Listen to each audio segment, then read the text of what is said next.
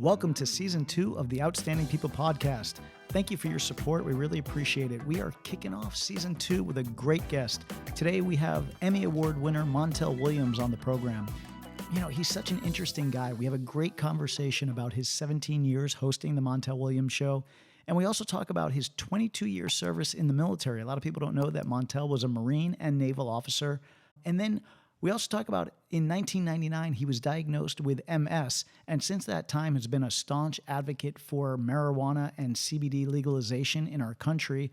We'll talk about the benefits of using those products, and we'll also talk about his work with veterans and active duty military, helping them and working with doctors to find a cure for PTSD. It's a really great conversation. I hope you enjoy it. Let's get into it. I'm really excited to have our next guest on the show. He is an Emmy Award winning TV host, a podcast host. He's a best-selling author, an actor, a motivational speaker, an entrepreneur, and most importantly, in my view, an advocate for active duty military and our veterans. It is my pleasure. Please welcome to the podcast, Mr. Montel Williams. How are you, sir? Absolutely. I'm great. Good. I'm really great. And I really appreciate you doing this. When I say that you're an inspiration to a lot of people, I really mean that. And, for me personally, we have a lot in common that I just can't wait to talk to you about. I grew up in Miami, where I believe you live in Florida now too. Yeah, sure. I was in the Navy for 4 years. After the Navy, I spent the next 20 years working in talk shows. And you were, one of my idols in that when I was working in that field. And then we're both really passionate about talking about issues that are important to veterans and to our military. So We're going to get into all of that. But yeah, thank you for being here and doing that. And I think, a lot of your advocacy work with veterans and military, it stems from your own service. So I wanted to kind of start there. I don't know if a lot of people know this, but you were in the Marines and the Navy. And if maybe you could start and just tell me a little bit about that time of your life, how you started there. Sure. I'm a Vietnam era vet. So I came in back in 1974, delayed entry program, entered the United States Marine Corps, actually thinking I was headed off to Vietnam. But, we were in the process in 74, if you remember. That was really extraction process. So the war was over. We were extracting troops and equipment, things like that.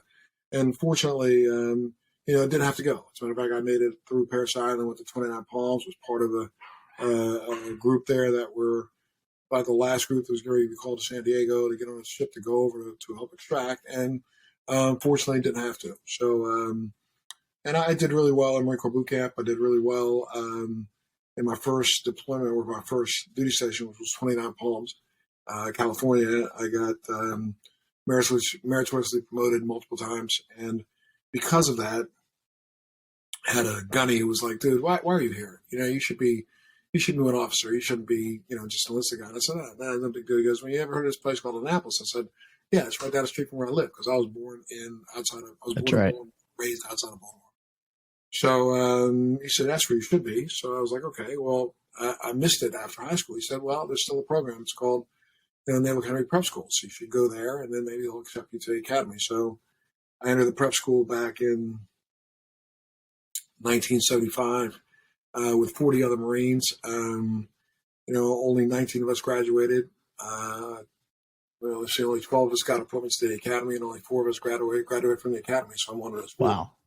But unfortunately for me, and unbeknownst to the Navy at the time and the military at the time, I probably had my first episode of MS right before I graduated from the academy. I lost all vision in my left eye. I had been slated to go back in the Marine Corps Air. From the academy, and because I had lost vision, I couldn't go back in the Marine Corps. Marine Corps won't take you unless you have correctable vision to 2020. So my vision was not correctable. So I was given 2 options. You could go in the Navy and serve. After I fought for it for quite a while, because I literally graduated from my class in May of 1980. I wasn't commissioned for 6 months because I was put on a medical hold. That hold then put me back. Once I literally had to go to Congress and Senate to force a commission. And I got a commission in the Navy, and they only gave me 2 choices. One was special duty intelligence, and the other one was supply corps. And I was like, supply corps officer, I ain't going to have it. So I picked special duty intelligence, and that was part of the reason why that was even offered to me was because I had taken Chinese as a language. But of course, when I graduate, the first thing they do is they send me to the Defense Language Institute for Russian instead of Chinese. Oh, wow. Yeah, and then the first thing I did after I graduated from there was go to Nicaragua. You know, I'm a Russian. I'm on a team of Spanish linguists. Can't speak a lick of Spanish. But anyway. That's the military for you, right? So I ended up serving out. Most of my time was spent at the National Security Agency. I'm proud to say that I probably held some of the highest, really the highest clearances that our government has to offer. I'm still under security constraints today. I just found this out. Literally, I didn't even find like that. I've been out of the military now since really officially 1996, though I should say 1994, but my discharge says 1996, and I'm still under security constraints until the day I die for the work that I did. And I just found that I literally had. I'm in the process of just signing a book deal, which is a book deal that I'm working on some projects, and one of them I want to work on is I'm working with one of our best, our most influential writers of the day. I'm going to deal with him, and he wants to do books specifically on military topics, and one of them I wanted to pick is something that I'm on a haze gray kind of an area with, because though some of the information is public knowledge and it's been millions of times, if I talk about it because of certain security constraints, it might put me in jeopardy of violating security oaths. So, that's interesting. Appropriate officers in the Navy and in the military a couple of weeks back, and was given a green light as long as I send the materials to them to look at first. So, I know I even thought I was only under security constraints until for 20 years. Sure. I was reminded very quickly, no, you're under security constraints until you die. I was like, what? Why didn't they tell me that? Okay. So, yeah. Oh, man. So I had a really fruitful career. Spent a lot of time deployed all over the world. I was out in the Indian Ocean during our first Libyan shoot down way, way back. And sure. I'd done multiple deployments on the water, multiple deployments under the water, multiple deployments in aircraft above the water. So, I kind of filled the gamut. But, when you I spent got 22 out, years, right? Yeah, 22 years in service? And 22 years. I have a little bit of a gap time in there. But, I literally straight on hardcore active duty for 18 and a half. Then I went into the reserves, finished out some of that in the reserves. That's how I get to 22 years. Got it. Great. I mean, well, thank you for your service. I mean, that's a pretty storied career, and that alone would be enough to say, wow, what an amazing career this gentleman has had. But then after that, you get out, and how do you transition from the military to getting the talk show? Or was there work in between there? Or what happened in between that period? There was a lot of work in between there. From 1988 to 1991, I was still on active duty in 1988, and started a program where I was speaking around the country in schools. Back then, nobody else was doing this. There was maybe only one other person in the entire country. The guy's name was Toma, a cop out of New York who was doing a scared straight program. And I started this program where I was speaking in school on my leave time. And I probably spoke, from 1988 to 1991, I spoke in about 1,200 high schools across the country. Wow. To about 1.5 million young people, face to face. And city councils, and I spoke for the office of our commissar office. I spoke all over the country. And what were you speaking about? Speaking was all about negative youth trends. I was trying to warn kids about staying away from drugging out, sexing out, and dropping out. So back then, if you remember, we had a pretty significant dropout rate in America. Though we still have one today, it's nowhere near as close. And I was trying to let kids know that no matter where you came from, you have the ability to achieve whatever you want to achieve as long as you get an education.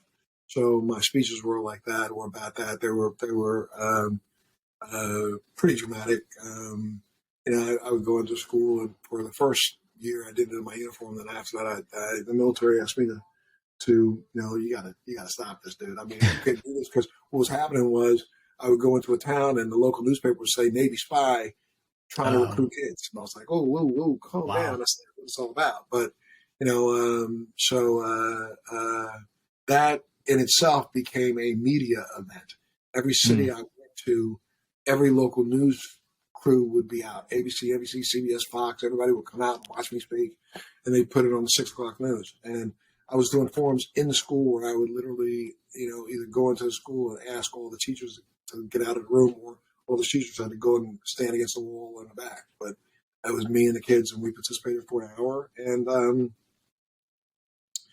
that started catching attention of lots of different outlets, from Gannett to CBS to several, who wanted to follow this, because, again, there was nobody out there in the world doing that at the time. So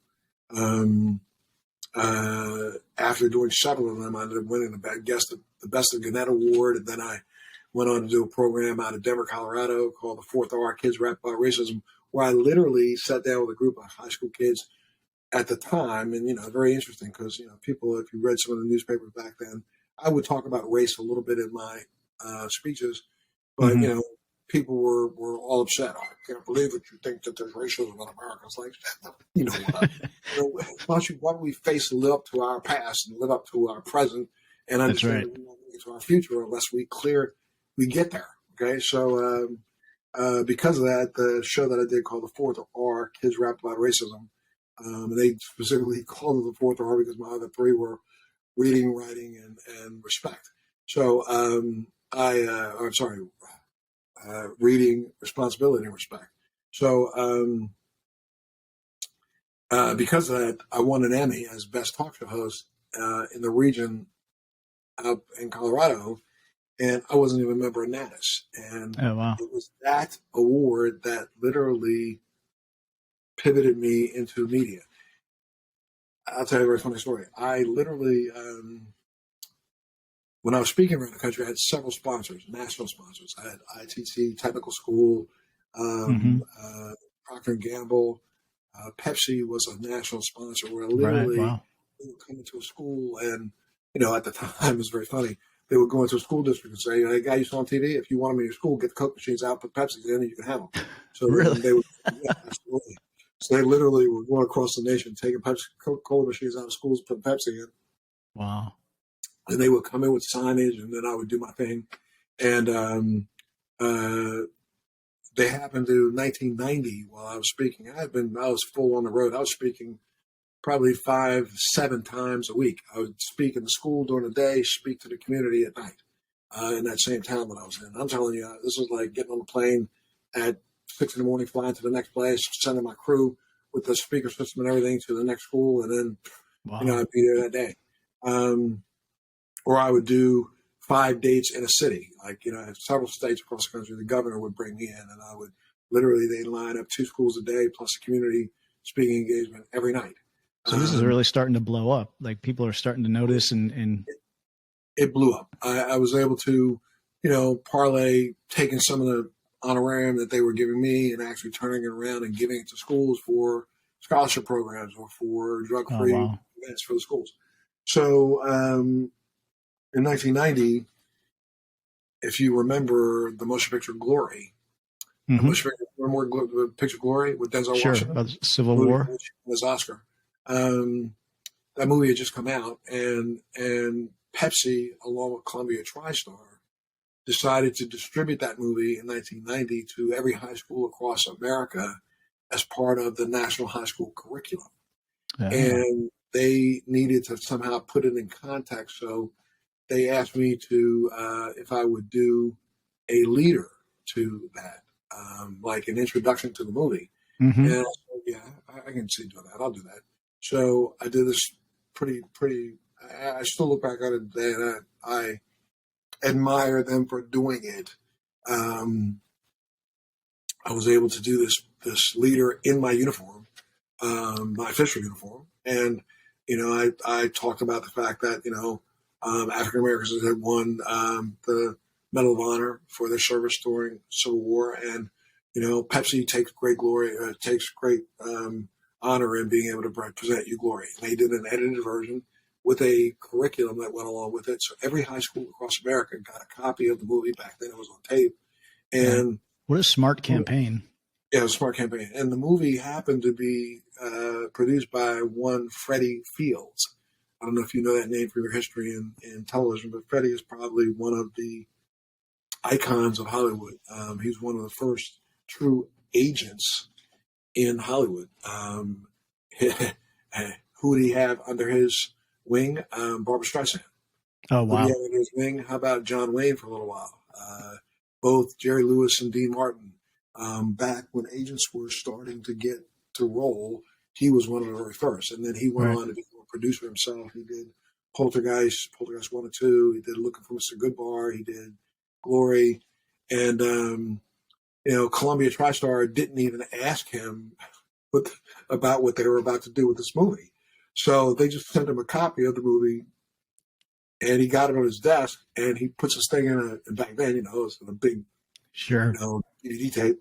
He sticks in his DVD, and that's not a DVD. It's, VHS. it's VHS. I couldn't even remember the name. VH in his machine, and pops up Montel Williams, and he's like, "Who the heck is this?" And so I'm sitting in my office in Denver, and literally he calls my office. "Hey, pal, who are you? What are you doing in my movie? Why are you there?" I was like, "Well, Pepsi told me to do it, man. Talk to them. Don't blame me." "Well, I want to talk to you." And I was like, "Okay." He said, "Why don't you come out here to LA? Let me see you." And that was on the 23rd of December, 1990, right before Christmas. So I flew out the morning of, and on the 23rd, got into his office. He was like, "I'm really interested in you. I see some stuff that you've done, some other things. I saw this thing you did about kids. You ever think about going on TV?" I was like, "Well, I don't know."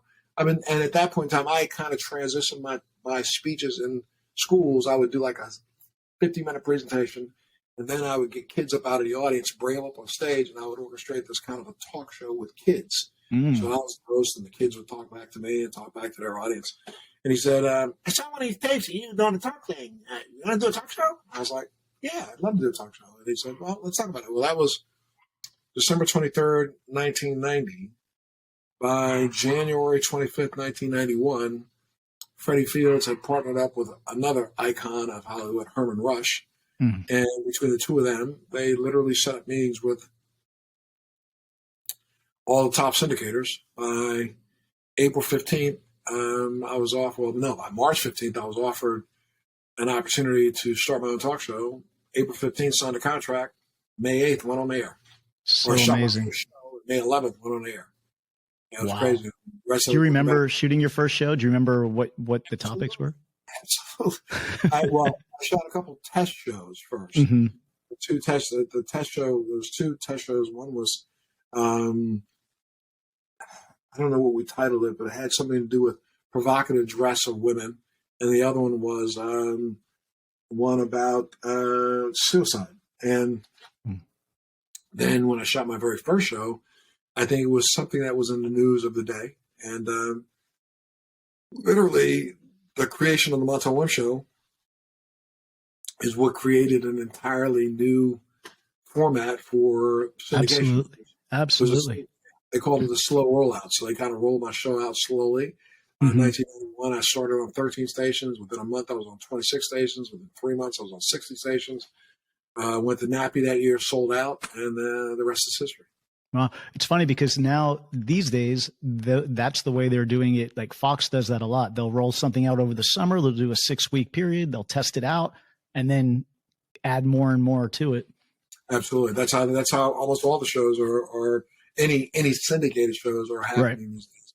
They do a very small market look first to see if people, what they think of it. Then they'll expand it. Then they may bring it back a little bit. Then they'll expand it again after they tweak it. Yeah, that's exactly how that came about. That's great. And you did that show for 17 years, which is phenomenal. I mean, that's a phenomenal run. You've had over 30,000 guests that you've interviewed. Does anything stand out to you in that time period? Do you ever think back and say, man, I really remember this segment or these guests? I got to tell you, if you press me, if you call upon a show topic that I did, I can probably remember it. Fortunately, I figured out very early on that, the people that were kind of assigned to me to help me transition from the military to television, didn't really know as much as they thought they knew. And, Yeah. I'm one of the last people in the history of TV to get a line in their contract that I had 100% creative control. Wow. That's That is rare. You guys got that. So nowadays, and because of that, you couldn't force me into doing topics. But I really kind of stepped back for the first couple of months that I was on the air, and I believed in the people that were assigned to the show to help me move it forward. And I let them kind of say, well, Montel, you ought to do this. And I was like, I don't want to do that. Yeah, you ought to do this. I don't want to do that. Yeah, you ought to do this. Okay, so I'll do this. And I did that for a couple of months until I realized that these folks didn't know what they were doing. So I decided to, September of that first year, I literally said, every single guest, every single topic, I will approve. And so I literally set up a format that a lot of the talk shows, I think, copied after that, where you had to come into me. I had every 6 weeks, I would have a meeting of all my producers, bring them together with their subject producers. We would sit down for a weekend, sometimes an entire weekend, Friday night, Saturday, all day long. We'd go somewhere like a retreat. Right. During that retreat, they had to pitch me whatever topics they were thinking about doing in the next 6 weeks. And, every producer had to come to the table with at least 12 topics or 10 topics. Mm-hmm. And I would literally go through their topics. We'd have a conversation about it as a democracy, as a group. And I'd say, well, no, I ain't doing that. You know what I mean? Yeah. So, or yeah, okay, we'll do that. So pursue that. You can pursue that, and then come back to me when you have guests. Then they come back to me with a guest, and and back then, if you go back and look at talk shows of yesteryear, almost all of them had multiple guests. I mean, the first 15 years of my show, or 14 years of my show, I think I did primarily somewhere between 7 and 8 guests every single show. And so, I mean, they would come to me with 10, and I would cut 2 or 3 and say, let's do that. So I pretty much remember a lot of them. A lot of them stand out.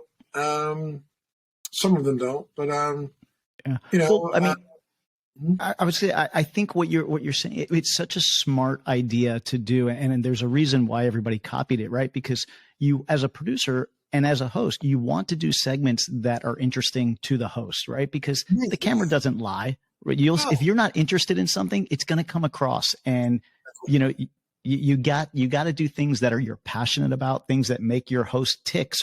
Because that was one of the things about you that was so special, is you wore your emotions on your sleeve.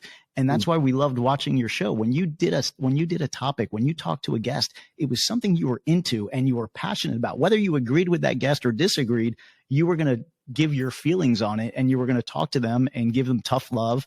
And I think that's what really made your show work. You were really passionate about the people you were talking to. I want to agree with you. I think that really, for me, that was really the only thing that if I didn't care about it, I wasn't going to talk about it. So, I think way back early on, my mother has passed away, bless her soul. She called me one day and she said, I didn't like that show today, Montel. I really didn't. Wow, it was a good show. She said, yeah, but you don't have to talk about stuff like that. I was like, okay, I won't. Fine. And, from that point on, I kind of knew it was that old thing my mother's watching. You know what I'm saying? Yeah, so, right. I don't want to embarrass her when she goes to work. I don't want to embarrass her in her neighborhood. So, I tried to hold myself to a standard for her. Yeah, we did. I did some salacious stuff. Why not? Everybody was back then. Everybody was, yep. Everybody did. That was, America wanted salacious television. That's what created what we have now. I mean, when you look at reality TV, it's nothing more than just a dramatized talk show. That's right. Except for having a single host, but then they come back and have a single host to make them dramatize it again. So, So I enjoyed it. It was a good run, but Yeah. Well, then I moved on. That's right. But I wanted to ask you, because in the prime of your show in 1999, that's when you got the official diagnosis that you had MS, right? I got the initial diagnosis in 99. I got the official diagnosis right at the beginning of 2000. Okay. So you're in the prime of your show. How did that change the way, or did it change the way that your show was produced, or the way that you approached your show? Did it change your views at all? Did it change the way you did your show? I will tell you, I think we're going to talk about something a little later on, but, it didn't really change the way I did it, but because of some of my symptoms, it changed me. Back then, I was in extreme neuropathic pain. I suffered from something called emotional lability. A lot of the times, and I don't mean I'm not letting out a secret, but a lot of times when you said I wore my emotions on my sleeve, a lot of that was because I had no control over my emotions. You got whatever I felt at that second. And unfortunately, sometimes I could step outside, the wind would blow, and I see a little kitten and I start crying. Or I see something else and I get angry. And so, I had to really check myself quite a bit. And I will tell you that, back from about 2000 on, cannabis was a real big part of my day. So, only way I could kind of keep myself in check was utilizing cannabis, which helped to contain that liability, which was really kind of weird. I know a lot of people say that, but it did. And well, I remember seeing you when marijuana was on the ballot for legalization. I remember seeing you advocating for it, and you actually broke down in tears, and you were so passionate about it, talking about the pain that you were in without it and how much marijuana was helping you at the time. And I thought, I really felt you at that. I really felt the passion in it. I was like, it was the first time that I really understood how marijuana can be used for medical purposes, because, and I'm seeing, again, one of the people that I've looked up to in my career, you were so emotional. And it hit me, it hit me. And I'm glad that, time has passed and it has become legalized in a lot of places, but at that time it wasn't. And you were just you were such a strong advocate for it. Back then we only had a few states that had laws. I ended up testifying before about 16 states across the country, trying to ensure, patients have access to efficacious medication. That's what it's all about. And even now today, it's so ignorant that we live at a time when we have certain politicians who, continue to make stupid, ignorant statements like, well, when they do more research, I feel like reaching through a screen and smacking somebody because, in the last 10 years alone, there's been over 35,000 peer-reviewed published documents on cannabis. The last 2 years alone, 3,500 each. There's more written documentation and peer-reviewed studies on cannabis than there are on probably any other medication allowed to be sold to man. Yet we still have a problem. We're getting ready to pass a bill to allow people to use psychedelics. Right. What? Before we use something that is benign as cannabis, when we know psychedelics can kill you. Right. But cannabis can't. Why do you think that is? Why is there such a pushback against the legalization of it from our government? It's because, my friend, I'm not. You gotta understand, I'm as probably independent as they come. I don't think you'll find a more independent person in America than me. I judge every issue that I deal with based on the issue's merits after I study that issue. Cannabis has been something that, at a time in America when we needed to see how we could re-enslave brown and black people, we decided to reach out to something that we knew brown and black people were using. 1921, 1930, during Prohibition, we ended Prohibition. Before 1930, we ended Prohibition. There was one particular guy, his name was Anslinger, who at the time was in charge of alcohol prohibition, lost his job and decided to pick on cannabis, partly because he knew he could get national support for it, because what they did was they turned it into some drug that they could vilify brown and black people with. They created ridiculous movies. It was at Reefer Madness and things like that. Right. Black people going crazy and attacking white women. And as a matter of fact, Anslinger himself said in the speech that, marijuana makes the Negro step on a white man's shadow and makes white women want to have sex with them. So that's how they vilified this thing. And then they moved forward over the course of the next 80, 90 years to ensure that. When you look back at time in America and you look at the overall incarceration rate of people who have used cannabis, over 75% of people who have been incarcerated for cannabis are people of color. The other 30% of people are not. And, that was really the impetus behind all the pushback. Before that, people don't understand that all of our forefathers grew and used hemp themselves. All of them. Right. George Washington, Thomas Jefferson, Benjamin Franklin, all of them. Hemp was a part of America. If you want to really look back at America, have to understand that America wasn't built on cotton or tobacco. America was built on hemp. We were the biggest providers of hemp fiber to the world at one point in time, where it should have been, the Golden Triangle, but we shifted over and took that over. Every sail, every rope, the word canvas comes from cannabis. Every sailor out at sea ate a bowl of hemp seed porridge mixed with other seeds, because hemp was known to be one of the greatest, or the highest quality protein seed on the planet, rather than meat. So you took hemp out, and the reason why we made ropes out of hemp was because they didn't rot as easily in water, in salt water. Right. So hemp was a product that we used in this country, and we used without any question whatsoever until Anslinger decided to vilify it. And then the rest is history. And now we're coming out of that history and trying our best to figure out how to allow the plant to be used the right way right now. We're up to 30, I think it's 38 states, but check me on that. It might be 39 states in the District of Columbia that have all passed some sort of legal cannabis bill, either medicinal or what we call recreational, but I believe that any cannabis use is medicinal. And I would say the benefits to using cannabis over opioids is, you can't even put a number on it. I know you have personal experience with that. Can you talk a little bit about that? What the health benefits of using cannabis or CBD or anything over using opioids, what that does to the body? Let's go back for a second. One of the things that people don't understand, most people don't get, is that all mammals have something that's called an endocannabinoid system. It's, for lack of a better term, it's a secondary sympathetic nervous system in your body. There are nerve receptors that are there to actually do one thing and one thing only, and that's to receive the cannabinoids that we endogenously make. And what does that mean?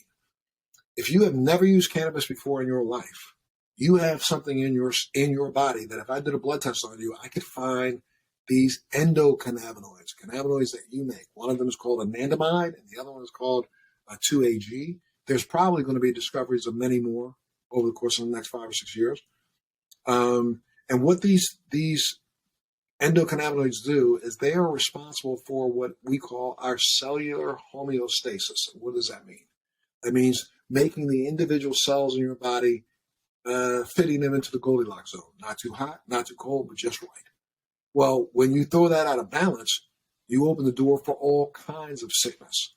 There are studies being done around the world. A study just came out of Australia last January, that proves that certain cannabinoids actually impact pancreatic cancer differently than any other drug on the planet.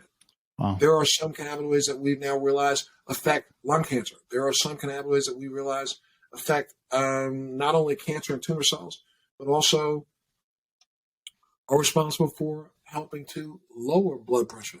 There are some cannabinoids that we know actually CBD and CBDA, because there's an acid version of that same chemical, CBDA, those literally have such an incredible medicinal effect because it forces the mitochondria of our cells to look for ways to bring themselves into balance. And so, it ain't me talking. Look it up. All you got to do is look it up yourself. Anybody's listening to this, go up online and look it up, and then recognize one more thing. This is something that our government has known and the world has known for the last 22 years. The United States government, I bet you don't know this, maybe you do, but the United States government understood the value of cannabinoids so much. Number one, we funded the majority of the research that was done in Israel and around the world on cannabis back in the 80s and the 90s. Wow. Then we literally issued ourselves a patent on CBD. You can look that patent up. It's patent number 6630507. Wow. So what is it, a money thing? Is it just that the government is getting money from big pharma? Oh my God, yes, my friend. If we go way back to the very beginning, Anslinger, the guy I was telling you about, was funded considerably by William Randolph Hearst and Charles DuPont.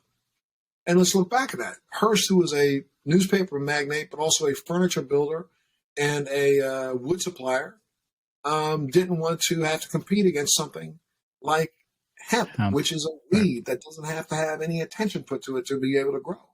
And now we know that there are things, first off, there's over 2,500 different usages of the hemp plant. You can turn hemp, forget about the human consumption portion of it. We can turn hemp into something called hempcrete, which now has been proven to be stronger than concrete. Wow. We can use hemp if we were to take those fibers from hemp and we burn them through certain techniques into something called graphene. We know that graphene from hemp has a greater electrical storage capability than graphite. So your batteries would probably last 50% longer if they were made with hemp. Wow. So, yeah, how many industries could you put out of business just by using hemp? We know that hemp is probably one of here. We talk all the time about global warming. What are we gonna do? The world is boiling. Well, you know what? If we were to if you remember back like on the East Coast, Northeast, there were a lot of houses that had vines on the outside of them, right? Mm-hmm. Well, if we were to replace those vines in all of our big buildings, all of our parking garages, all of our state-run buildings, if we just covered those buildings with hemp, we could start sequestering the CO2 that's being pushed into the atmosphere faster than any other sequester opportunity there is. However, we are caught up with a whole bunch of old, whats that need to just go ahead and kick it. Pass on, move on, leave on, go home, go back. And let's look at the old farts are the ones who understand the value of hemp. Why? Look at McConnell. Isn't it very funny? People aren't asking, well, why did McConnell push so hard for the farm bill to make sure it included hemp? Because the people in his state of Kentucky were always known to be some of the biggest cannabis growers in America. Most people think that the biggest area of America where cannabis has been grown has been in the Northwest. No. The biggest cannabis bust in America took place in Kentucky. Something called I will come up with the name in a minute, but the Cornbread Mafia.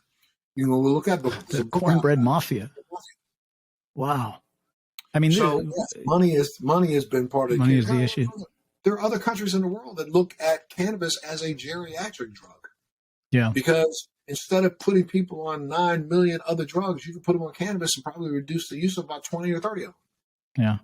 Well, can you, and for people that are listening, who, hear this rhetoric from the government, can you give a personal kind of testimony to say the difference, how you felt when you got off the opioids to when you started using cannabis, what that did for you?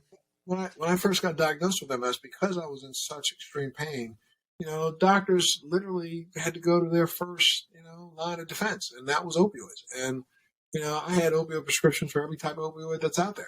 And there is a use for opioids. Let's get this straight. That's another thing that we kind of missed the boat on.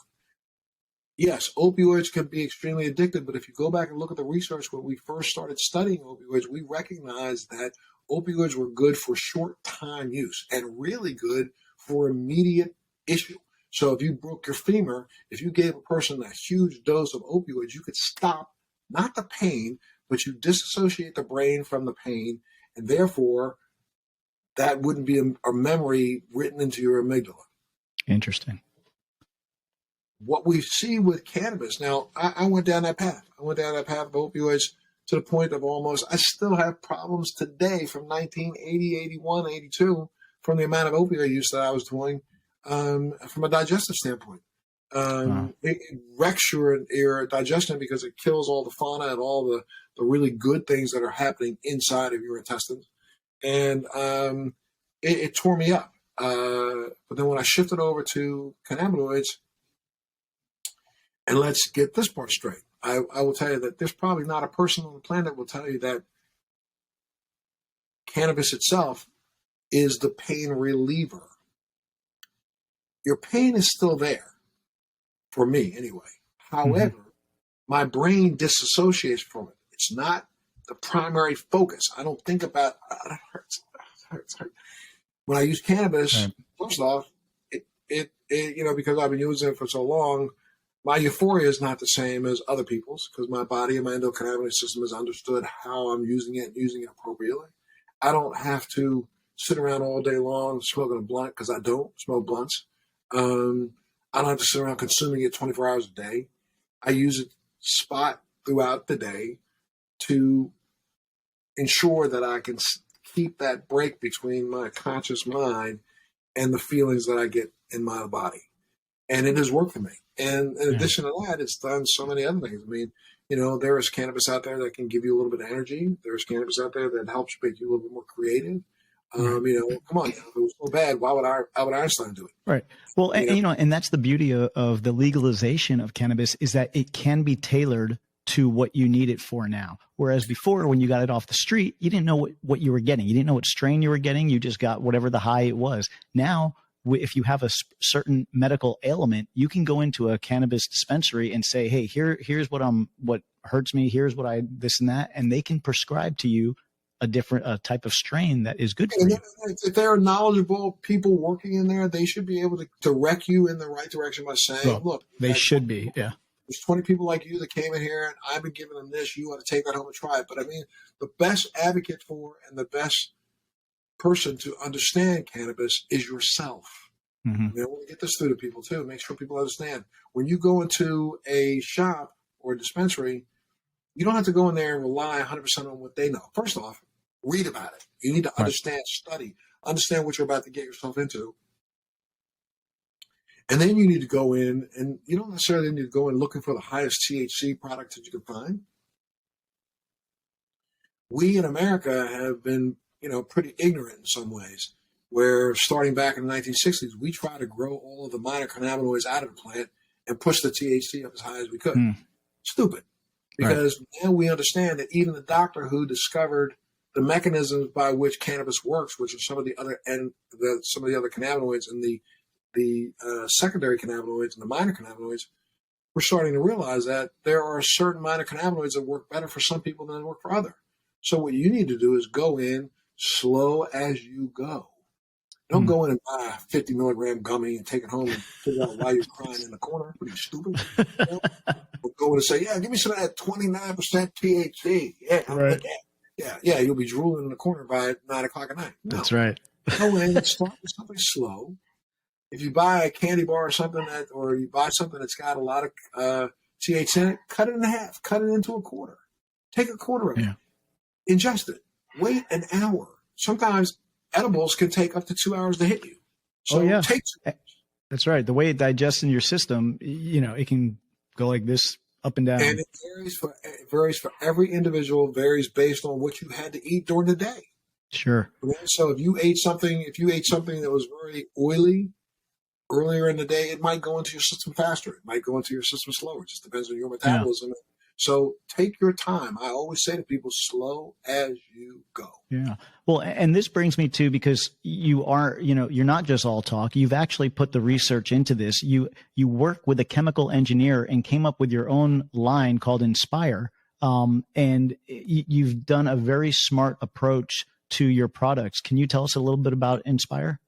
Absolutely. And I got to tell you that, though I have worked with, and I've been able to work with some chemical engineers and some people all over the country, in the last 10 years. I am my own formulator. I've been, again, I think every individual has the ability to do some research on their own, dig deep, read, find anecdotes from people who say, well, I tried this and it helped this feel better, helped that feel better.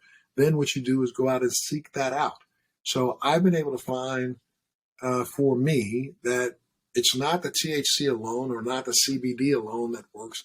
It's the combination of the two, along with a particular formulation of some of the terpenes. And I'm still working on it. This is an education every day.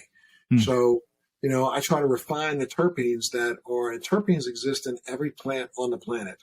That's what gives it color, smell, taste. So I refine those terpenes based on research that we have already done on other terpenes for other plants. We know that there are particular terpenes that are good for antioxidation. There are some that are good for anti-inflammatory effect.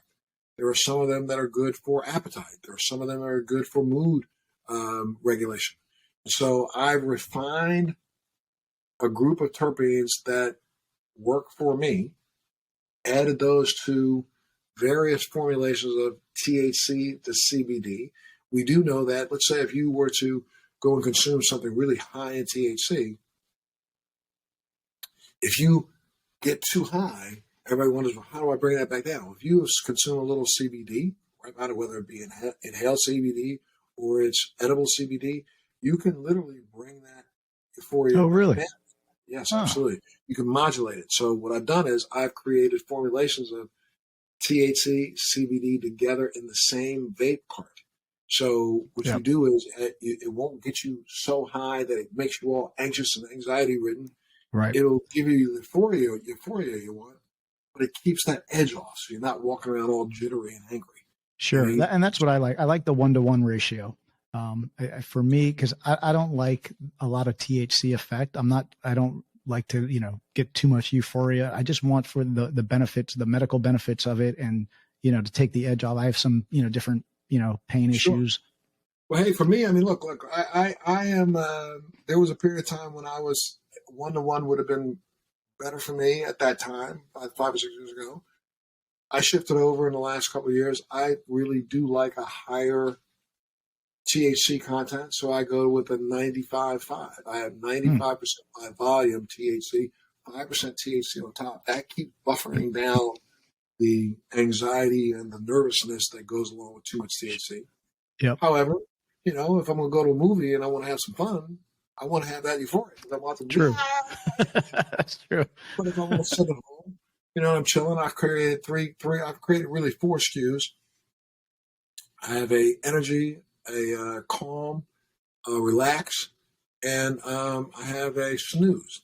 I formulate something called snooze, and the snooze is a formulation of THC, CBD, CBN, and I think we're now at CBN and CBC. CBC is another cannabinoid that a lot of people don't know a lot about, but we know that it works really well in mood modulation. It relaxes. It seems to be an anti-inflammatory. And when you put those all together, it really calms you down and gets you ready for sleep. So, oh wow, I do that at about an hour before I want to go to bed at night and sleep through the night. No night tremors, no nothing. And that's what I'm telling you, the very first time that I started trying to use cannabis as a medication other than the opioids, got off the opioids, I realized very quickly that was the best thing for me to sleep, because I used to have night tremors that were crazy. I could literally shake myself out of bed. Yeah. And they stopped. Wow. It's all good stuff. And as time goes on, hopefully, it becomes more and more prevalent and there's less stigma to it from our government. I know I want to get to also your hosting job. You host a wonderful show called Military Makeover. As I have said a lot throughout this podcast, you're a big advocate for our military, our veterans. Can you talk a little bit about the show and tell us what you do? Sure. Well, I will let you know. Since I took my uniform off officially, I really never took it off. In a sense that I've been a big proponent to speak for those who can't really get a chance to speak for themselves. And a lot of our vets don't have a chance to speak for themselves. We walk around in this country saying, thank you for your service. And it's become a lip service thing, almost like, good morning, so sorry. I think some people say it and they're full of shit. I wish they would stop after they say thank you for your service and wait to hear what the veteran has to say. A lot of them say it walking by a veteran and don't even listen. Maybe he wanted to say thank you for saying that to me, but we don't. So give him a chance to answer you. But for me, I think, again, I go back to, doesn't matter what religion you are, we're all judged by what we do for the least of us. And it's the least of us that do the most for us. These guys are the guys that go and leave body parts behind to protect and defend a democracy. They swear an oath that says, I do solemnly swear and affirm that I will support and defend the Constitution of the United States against all enemies, foreign and domestic. Bear true faith and allegiance to the same. That's what we should be, bearing true faith and allegiance to them. And so for me, I'm a board member of Fisher House.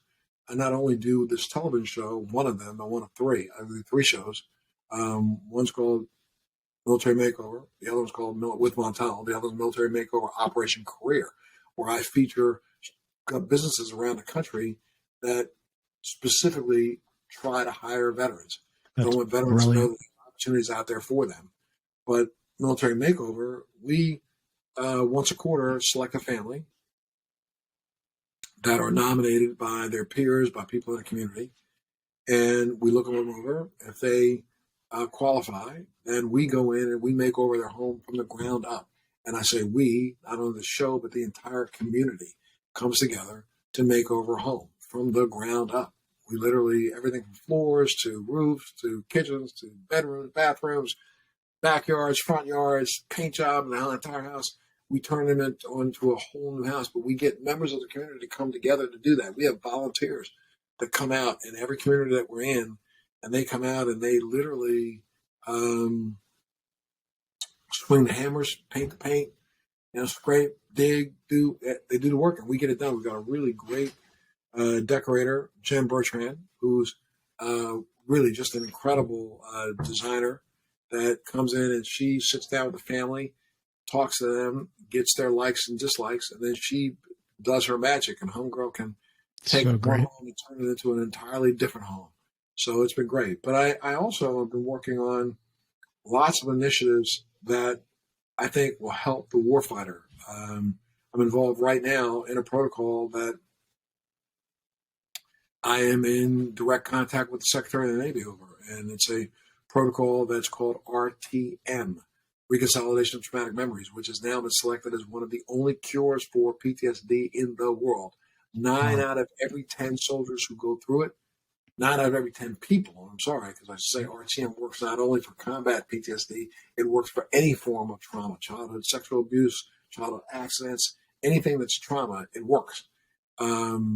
And 9 out of every 10 people who have been through it so far, up to, and we've treated close to 1,000 people or more, have remitted all of their symptoms in 5 to 10 hours without any medication. Wow. Yes. It's right now. I'll tell you another thing. It's like, you got to understand this, my brother. If you can, do me the favor, help me out with this and talk about it a little bit on your show. I'll give you the doctors that you want to talk to. But this has been around for 10 years. It has been proven for 10 years. 9 out of every 10 people who go through it remit all symptoms of PTSD. I mean, that's staggering numbers. You want to know something staggering? Right now, we got asked by the country of Ukraine and Poland to train clinicians there. We're raising the money right now to train an additional 150. So we are treating people overseas with PTSD and allowing the 24 of our soldiers a day to take their lives here. Yeah, that's crazy. That the suicide rate for our veterans is so high. We should be doing everything possible to stop and we that. have something here right now that could actually stop some of that. Yet we have entrenched bureaucrats who are fighting it because they ain't getting the money. Yeah, and we look at PTSD and the way we treat it here in the United States. I mean, it probably runs about $150,000 per person, and somewhere between $75,000 and $150,000 per person. If you utilize this protocol, most costs would be about $10,000, if that. And how does somebody find out about this program? You can go up on RTM.com RTM.org. Read about it, pass it on to your friends. This works for everything. It works for childhood rape, childhood sexual abuse, childhood trauma from an injury. It works for, as a matter of fact, the state of New York used it for 9/11 responders, survivors. The state of New Mexico used it for first responders. Wow. It's been utilized and it's been studied at King's College in London. It's been studied at Walter Reed here in the United States. It has been proven that efficacious. Yet we're still in an uphill battle trying to get the VA to use this protocol. Unbelievable. Well, it is because all those who talk this trash about trying to help our soldiers. That's where I go back to again. Thank you for your service. Bullshit. Let's start thanking them. Start doing something for the service. Yeah. Well, definitely. Have Melanie get me the name of the doctors. I'll definitely have a conversation with them on the podcast. Dr. Fanny Bork is the guy who's the creator of this. It was validated. As a matter of fact, the governing body internationally is called the ISTSS. Mm-hmm. That body is the governing body that actually validates protocols, psychological protocols that help people in trauma. They have selected this as the only cure they know of for PTSD. Excuse me? I mean, we should be doing everything we can to get this, out there. Everything, except for all we're doing right now is fighting it, especially by some entrenched bureaucrats of the VA who know that they're going to miss out their opportunity for getting, another $150 million or another $200 million to study some crap that doesn't work. Right. Unbelievable. Well, Montel, listen, I mean, as I said in the beginning, you're an inspiration. You walk the walk. You don't just talk. You've always been an advocate for everybody, not just veterans, but you've always been there for people, and you've always told it like it is. As I said at the beginning, you wear your emotions on your sleeve, and I appreciate that. Thank you for doing the podcast. If you guys want to continue to listen to Montel, he has 2 podcasts that he hosts. It's called Let's Be Blunt with Montel and Free Thinking with Montel Williams. So make sure you check him out. You're the best, man. I appreciate you taking the time out, and I promise you, I will pay it forward. I'll get the word out about RTM, and I'll get the information from you and talk to some of the doctors and really try to get this out there. Absolutely. There was some of the top we've had a couple of admirals, a couple of generals, a couple of other people, some master sergeants. There have been some people in the military who've been through this already and said that overnight this changed their lives. I mean, look, if it's something that's doing that, and you say in a couple of hours can change somebody's life, why not? 5 to 10. And no medication whatsoever. Yeah.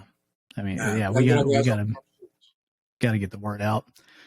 Hey man, thank you for all the information. I really appreciate you. Thanks for doing the podcast. Absolutely, Slade. You be well. Take care, and I hope people keep tuning into you. You're doing good work yourself, my friend. So thank you so much. And if you ever want me back, let me know. I will. Thank you so much, sir.